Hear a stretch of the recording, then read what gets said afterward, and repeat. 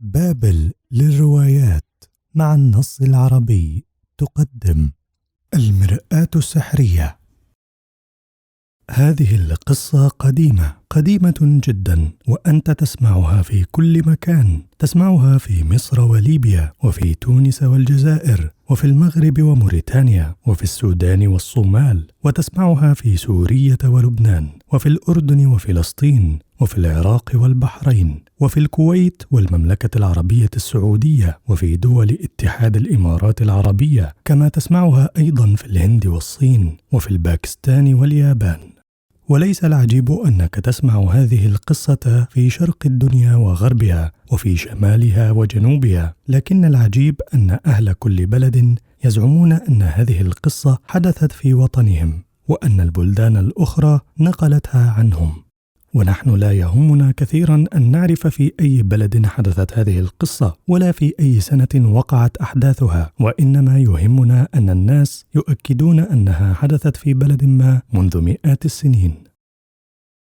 وأبطال القصة لهم آلاف الأسماء، فكل من يحكيها يسمي البطل اسما يناسب البلد الذي تحكى فيه. فلنسمي نحن هنا البطل الأول عم منصور. كان عم منصور هذا صيادا ماهرا كريم الخلق طيب العشرة، وكانت زوجته سعدية طيبة مثله، وقد رزقهم الله ولدا جميلا سمياه حسان.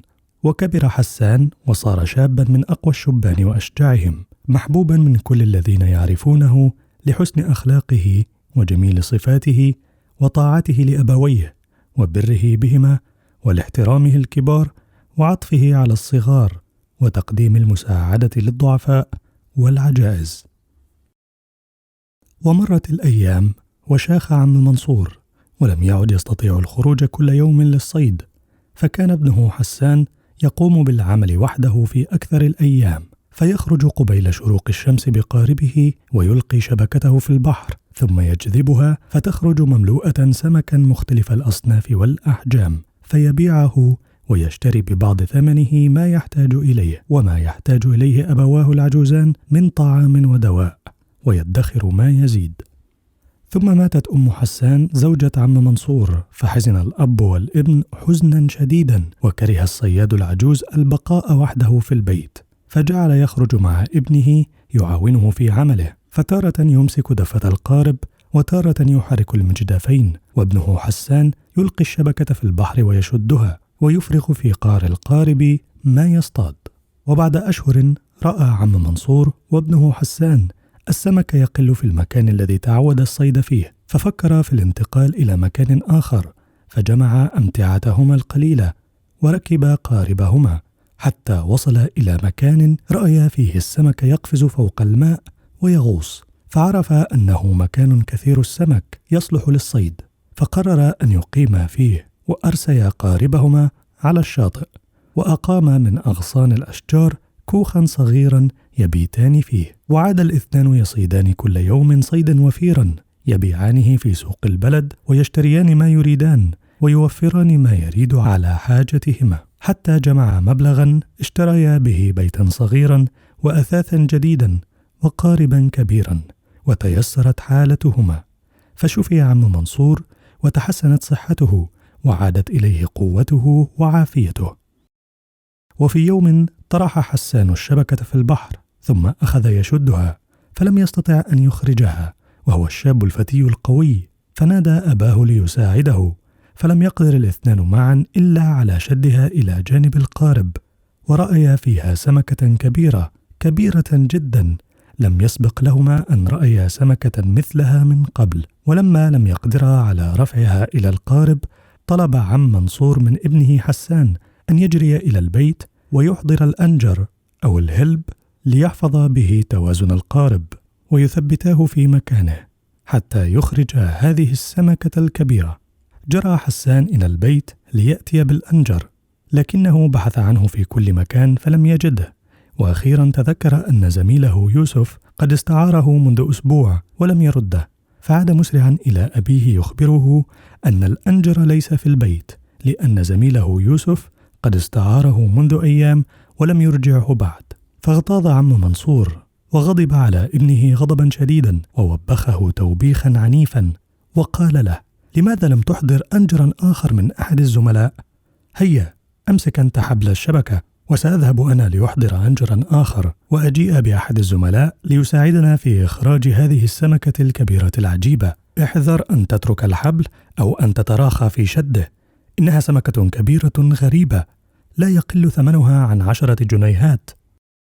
لم يكد الصياد العجوز يترك القارب ويصل إلى الشاطئ حتى رأى حسان السمكة الكبيرة ترفع رأسها وتفتح فمها وتقول له: يا حسان، يا أيها الشاب الطيب، يا ذا القلب الحنون، إن لي مئات من الأولاد الصغار ينتظرون عودتي إليهم، فأطلق سراحي وخل سبيلي وسوف أحفظ لك هذا الجميل. عجب حسان من هذه السمكة الغريبة التي تعرف اسمه وتكلمه بلسان فصيح، وتحير في أمرها وأمره، ولم يدر ماذا يفعل. أيطلق السمكة ويصدق كلامها ووعدها؟ وإذا أطلقها فماذا يقول لأبيه حينما يعود؟ قالت السمكة: أطلقني يا حسان، إنك لن تندم، فسوف أرد لك هذا الجميل وأكافئك على هذا الإحسان. قال حسان: إني أشفق على أولادك الصغار وأحب أن أطلق سراحك لتعودي إليهم، لكني أخاف أن يغضب علي أبي.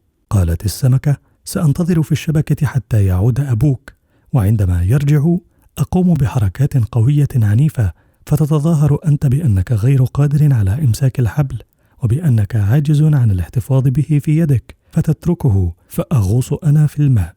فإذا غضب عليك أبوك ووبخك وحاول أن يضربك فاقفز في الماء، وحينئذ أقدم لك مساعدتي. وبعد قليل عاد عم منصور ومعه أحد زملائه، وهما يحملان أنجرا كبيرا، فبدأت السمكة تتقلب في الشبكة وتقوم بحركات عنيفة، فأخذ حسان يصيح ويظهر أنه يجاهد ويقاوم، ونادى أباه وزميله ليسرع إلى مساعدته. وما قفز عم منصور وزميله إلى القارب حتى أطلق حسان الحبل من يديه، فغصت السمكة بالشبكة في البحر، فتملك الغيظ العم منصور وغضب على ابنه ووبخه على إهماله وحاول أن يضربه، فقفز حسان من القارب وغطس في الماء، فإذا السمكة الكبيرة الغريبة قد قطعت الشبكة وفتحت فمها الواسع وابتلعت حسان وسبحت به بعيدا بعيدا. أخذت السمكة تسبح وحسان في بطنها حتى وصلت إلى بحيرة كبيرة، فرفعت رأسها فوق سطح الماء وفتحت فمها وزفرت زفرة قوية لفظت حسان إلى الشاطئ. ووقفت السمكة حتى استراح حسان وهدأت نفسه وافاق من غشيته وجعل يتلفت حوله، فرأى السمكة أمامه في البحيرة تنظر إليه وهي فرحة تبتسم، لكنه خاف وشعر بالوحدة، فقالت له السمكة: يا حسان، إنك شاب طيب القلب، وقد أنقذت حياتي وأعدتني إلى أولادي وأسرتي الكبيرة، وأنا لن أنسى لك هذا الجميل أبدا. فإذا احتجت يوما إلى المساعدة فتعال إلى هذا المكان، وقف على الصخرة التي تجلس عليها، وصفق بيدك 3 مرات تجدني أمامك. والآن وداعا يا صديقي الطيب، فسأذهب لأرى أولادي وحفدتي. وغاصت السمكة الغريبة الكبيرة في الماء واختفت عن عيني حسان. أحس حسان الوحدة والغربة وطفق يتطلع فيما حوله، فرأى أرضا واسعة ليس فيها كوخ ولا بيت ولا إنسان أو حيوان، فبدأ يمشي على شاطئ البحيرة حتى رأى مكانا به أشجار وأزهار وأعشاب، وكان التعب قد نال منه، فجلس يستريح في ظل الأشجار ويتأمل الجمال الذي يحيط به: السماء الصافية والمياه الزرقاء والأزهار اليانعة والأشجار العالية والثمار المختلفة الألوان والمتعددة الأشكال المتنوعة الطعوم. فأكل ما شاء حتى شبع، ثم غلبه النعاس فرقد على العشب وراح في نوم عميق، لكنه لم يلبث أن استيقظ فزعا مذعورا على صوت عال كأنه صوت استغاثة، فنهض من مكانه وأخذ يتلفت ذات اليمين وذات الشمال يحاول أن يكشف مصدر الصوت، فإذا الصوت يصدر من أعلى شجرة باسقة قريبة منه. اتجه حسان نحو الشجرة وجعل يحدق ببصره الحاد، فرأى نسرين صغيرين في عشهما يصوتان ويرفرفان بأجنحتهما في خوف وفزع، فأخذ يدير نظره في كل جهة لعله يكشف ما يخيف هذين النسرين الصغيرين. ويا له لما رأى.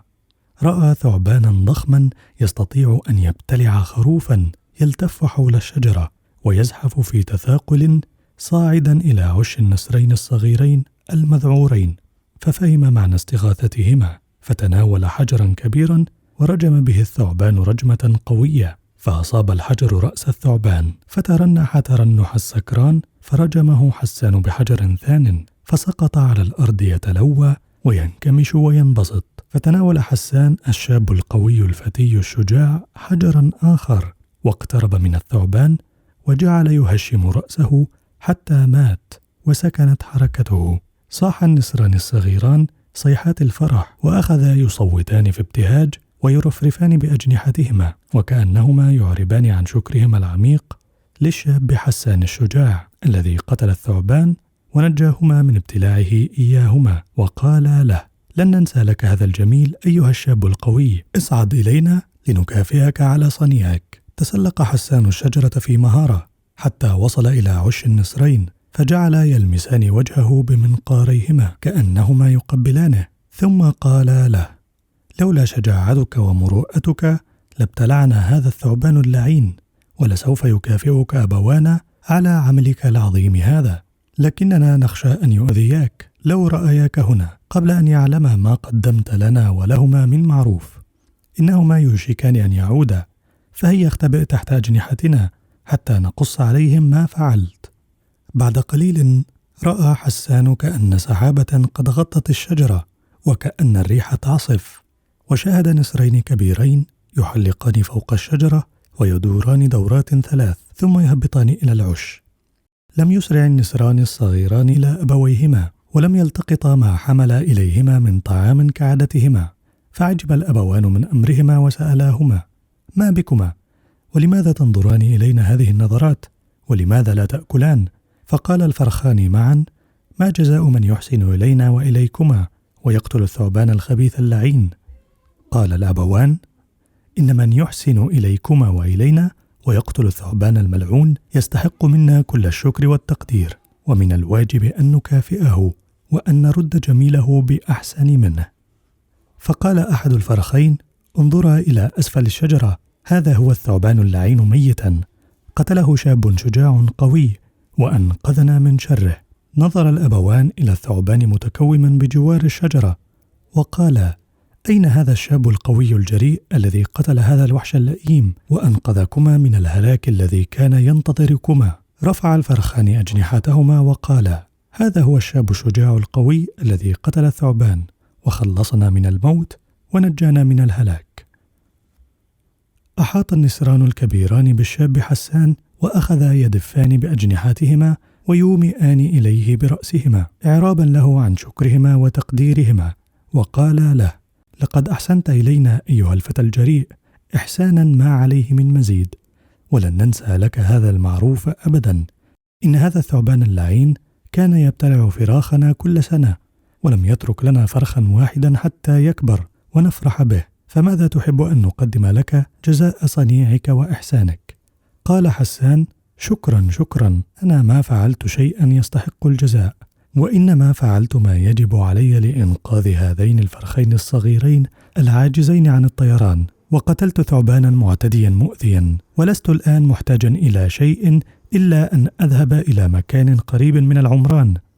قال النسر الأب: ما أيسر ما تطلب وما أسهله، اركب ظهري فأذهب بك إلى أقرب مكان من العمران. ركب حسان ظهر النسر الكبير، فطار النسر به طويلا حتى ظهرت أمام حسان مدينة كبيرة. قال للنسر: كفى، أنزلني هنا من فضلك. أنزله النسر في مكان خلاء ووقف بجواره لحظة يرشده إلى أقرب طريق إلى المدينة ويكرر الشكر له، وقبل أن يفارقه انتزع بمنقاره ريشة من جناحه وقدمها إلى الشاب وهو يقول له: يا حسان الطيب الشجاع، إذا نزلت بك شدة واحتجت إلى المساعدة فأحرق هذه الريشة تجدني أمامك. طار النسر وأخذ حسان يسير في الأرض الفضاء متجها نحو المدينة التي رآها وهو على ظهر النسر. وفي الطريق رأى رجلا على فرس يجري يمينا وشمالا وشرقا وغربا وراء ثعلب خائف مذعور، والرجل يطلق عليه سهامه يريد أن يصطاده، والثعلب يجري باحثا عن مكان يختبئ فيه أو جحر يحتمي به. فقال حسان في نفسه: ربما كان لهذا الثعلب أولاد صغار كفرخي النسر وأولاد السمكة الغريبة، فأخذ يجري وراء الصياد وهو يصيح به. فوقف الرجل وسأل حسان عما يريد، فجعل حسان يرجوه أن يترك الثعلب المسكين وألا يقتله بسهامه، فقد يكون له أولاد صغار ينتظرون عودته. فتأثر الرجل بكلام حسان اللين اللطيف واستجاب لرجائه وترك الثعلب وصار بحصانه إلى المدينة. لما غاب الرجل عن نظر حسان والثعلب، أخذ الثعلب يقترب من حسان في حذر، فأشار إليه أن يدنو منه، فاطمأن الثعلب وجرى نحوه وجعل يشكره ويقول له: لن أنسى لك هذا الجميل ما دمت حيا أيها الشاب الطيب النبيل، فماذا تحب أن أقدم لك تعبيرا عن عميق شكري وعظيم تقديري لإنقاذي من الموت؟ قال حسان: لست الآن في حاجة إلى شيء، اذهب أنت مع السلامة. نزع الثعلب بفمه بعض شعرات من ذيله وقدمها إلى حسان وقال له: إذا وقعت في خطر واحتجت إلى مساعدة فأشعل النار في هذه الشعرات فأشم رائحتها حيثما أكن، فأقبل إلى مساعدتك في الحال. قال الثعلب هذا وجرى حتى اختفى عن نظر حسان. استمر حسان يمشي حتى دخل المدينة التي رآها وهو على ظهر النسر الكبير، فوجد الناس يسيرون جماعات في اتجاه واحد، فعجب أيما عجب، ودنا من أحدهم وسأله: لماذا يسير الناس جميعا إلى جهة الغرب؟ إلى أين يذهبون؟ فأجابه الرجل: إننا ذاهبون إلى ميدان الضحك والسخرية. فرد حسان: ميدان الضحك والسخرية؟ ما هذا الميدان؟ ولماذا تذهبون جميعا إليه؟ فقال الرجل: ألا تعرف ميدان الضحك والسخرية؟ أأنت غريب عن بلدنا؟ فرد حسان: نعم، أنا غريب عن مدينتكم، ولم أدخلها إلا منذ لحظات. فقال الرجل: إننا ذاهبون إلى ميدان الضحك والسخرية لنشاهد أحد الأمراء الشبان وهو يقف في وسط الميدان أمام الملك وأسرته وحاشيته وأمام الشعب، ويخلع ثياب الإمارة المزركشة المزينة بالأوسمة والشارات، ويرتدي فروة خروف، ويضع على رأسه طرطورا مثل طرطور البلياتشو، ثم يجري في الميدان حافيا فيقطع الساحة من أولها إلى آخرها 7 مرات، والحاضرون يضحكون ويقهقهون ساخرين منه مستهزئين به، ثم يطرد من المدينة على دقات الطبول وتصفيق الأولاد. فقال حسان: ولماذا يفعل بالأمير هذا كله؟ أي ذنب جنى وأي جريمة ارتكب حتى استحق هذه السخرية وهذا الطرد من البلد؟ فقال الرجل: إنه لم يجني أي جناية ولا ارتكب أي جريمة، سوى أنه لم يستطع تنفيذ شرط الأميرة بنت الملك. فقال حسان: وما شرط الأميرة هذا حتى يحكم على من لا يستطيع تنفيذه بهذا العقاب العجيب؟ فرد عليه: شرطها أن يختفي في مكان لا تكشفه مرآة الأميرة. فقال حسان: ماذا تقول؟ إني لم أفهم شيئا، فهل تتفضل بتوضيح الأمر؟ قال الرجل: إن الأميرة عندها مرآة سحرية تكشف لها كل شيء في البر وفي البحر وفي الجو، والأميرة تشترط على من يتقدم لخطبتها أن يختبئ في أي مكان وتمنحه فرصة 3 أيام ليختفي، وبعد هذه الأيام ال3 تصعد الأميرة إلى سطح القصر الملكي ومعها مرآتها السحرية، فتديرها في كل اتجاه وهي تنظر فيها، فإن لم تستطع الاهتداء إلى المكان الذي اختبأ فيه من يريد الزواج منها قبلت خطبته ورضيت به زوجا لها، وإن عرفت المكان الذي يختبئ فيه أرسلت الجنود ليقبضوا عليه، وعاقبته هذا العقاب العجيب: يخلع ثيابه الأنيقة ويرتدي فروة خروف ويضع على رأسه طرطورا، ويذهب إلى مجلس الملك والملكة والأميرة فينحني أمامهم في خشوع، ثم يبدأ يجري حتى يقطع الساحة الواسعة 7 مرات وهو حاف وفي هذا الشكل المضحك، وبعد ذلك يطرد من المدينة مشيعا بسخرية الجميع. قال حسان: وهل حدث مثل هذا قبل اليوم؟ رد الرجل: أوه، لقد ضحكنا قبل اليوم من عشرات الأمراء، فمن المؤسف أن أحدا لم يستطع أن يختبئ بحيث لا تكشفه المرآة السحرية، وكم من أمراء كانوا في غاية القوة والشجاعة والمروءة والجمال، لبسوا فروة الخروف ووضعوا الطرطور فوق رؤوسهم وداروا الميدان وهم حفاة لأن المرآة السحرية كشفت مخابئهم، ويقال إن الأميرة تحتفظ بأكثر من 30 حلة من حلل الأمراء الذين تقدموا لخطبتها، وكشفتهم مرآتها السحرية. قال حسان: يا للفظاعة، إن أميرتكم هذه شريرة قاسية، ولا بد من تأديبها، وسأكون أنا مؤدبها. فضحك الرجل ورد: ابتعد أيها الشاب الغريب عن هذا الطريق، وإلا اجتمعنا يوما في ميدان الضحك والسخرية لنسخر منك ونضحك من منظرك، وأنت ترتدي فروة الخروف وتجري حافيا وعلى رأسك طرطور. فرد حسان: سأجرب حظي، فقد أنجح، ولا تكشف المرآة مخبئي. السلام عليكم. صمم الفتى الشجاع حسان على أن يجرب حظه وأن يتقدم لخطبة الأميرة، فربما استطاع أن ينجح فيؤدب الأميرة القاسية وينقذ الأمراء من سخريتها. فذهب في اليوم التالي إلى القصر الملكي واستأذن في مقابلة الملك، فلما أذن له وقف أمامه في أدب وحياه في إجلال، فرد عليه الملك تحيته وأخذ يتأمله وينظر إلى ثيابه العادية، ثم سأله: ماذا تريد أيها الشاب؟ فقال حسان في شجاعة: لقد عرفت شرط الأميرة، وإني أطلب يدها وأخطبها لتكون زوجة لي. دعا الملك ابنته لترى هذا الخاطب الجديد، فجعلت تتأمله وتتحدث إليه، وأعجبها أدبه الجم وجرأته المهذبة وكلامه الفصيح الذي يدل على الإيمان بالله والثقة بالنفس، كما أعجبها اعتدال قده ووسامة خلقه، فقالت له: أمستعد أنت لتنفيذ شرطي؟ وهل تعرف جزاء من تكشف مرآتي مكانه؟ إن من لا يستطيع أن يختفي عن مرآتي. فقاطعها حسان وقال: أعرف أيتها الأميرة ما يحدث له. فردت الأميرة: إن كنت مصرا على خطبتي فحاول أن تختفي بحيث لا تراك مرآتي السحرية. سأصعد إلى سطح القصر بعد 3 أيام وأنظر في مرآتي، فإن رأيتك قبض عليك الجند وساقوك إلى ساحة الضحك والسخرية. فأكمل حسان لها: وألبسوني فروة الخروف والطرطور. أعرف كل شيء أيتها الأميرة، وإني مستعد لتنفيذ شرطك. إلى اللقاء. خرج حسان من القصر الملكي وقد امتلأ قلبه بحب الأميرة، فقد كانت أجمل فتاة رآها في حياته.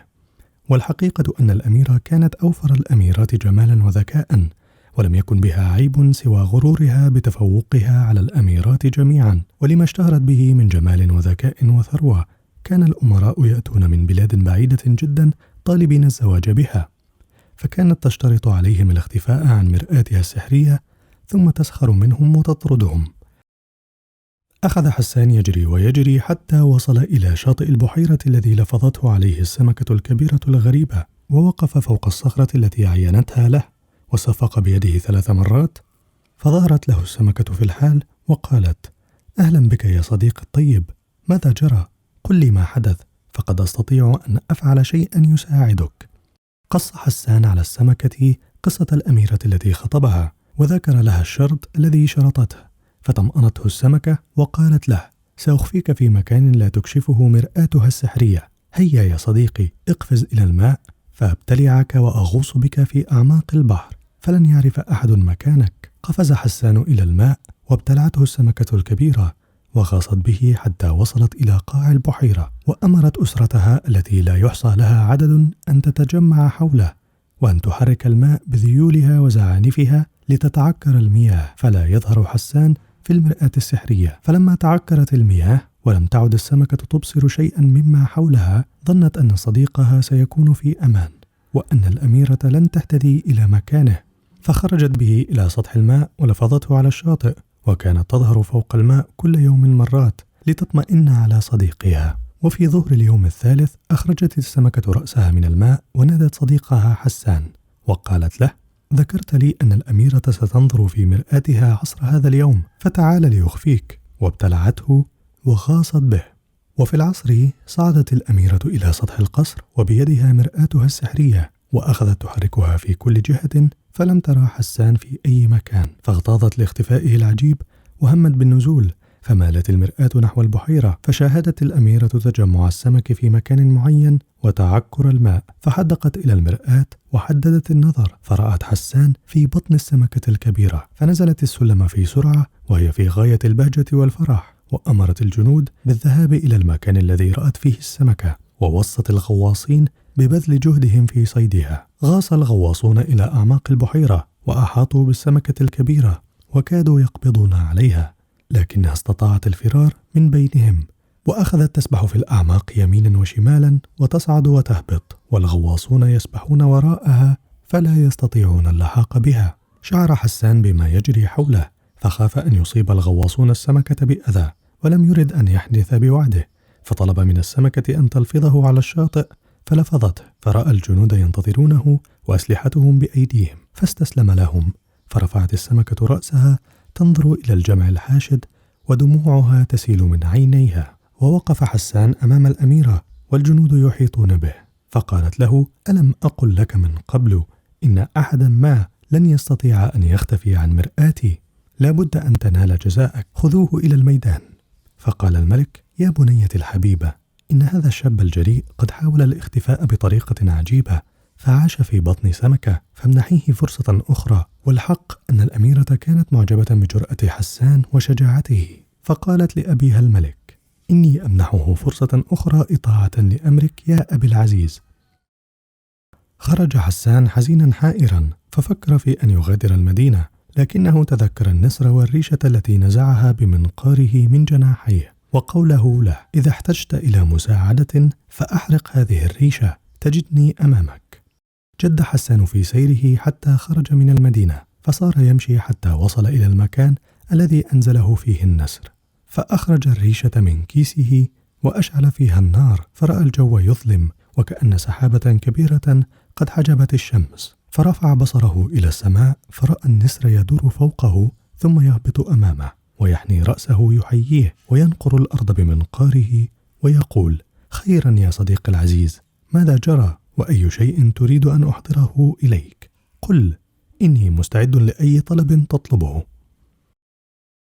قص حسان على النسر قصته مع الأميرة، وكيف اختفى في بطن السمكة، وكيف كشفت الأميرة مكانه بمرآته السحرية، وطلب منه أن يساعده على الاختفاء في مكان لا تكشفه المرآة.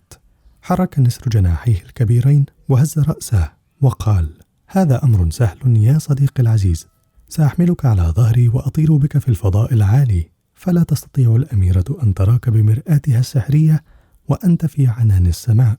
هيا اركب ظهري وتوكل على الله.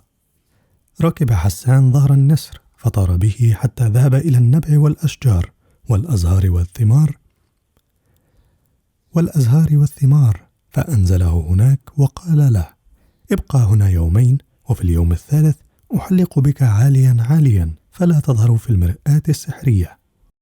وفي اليوم الثالث وفي الساعة المحددة صعدت الأميرة بمرآتها إلى سطح القصر، وأخذت تديرها في كل الجهات وتحدق إليها، فما رأت حسان ولا عرفت مخبأه.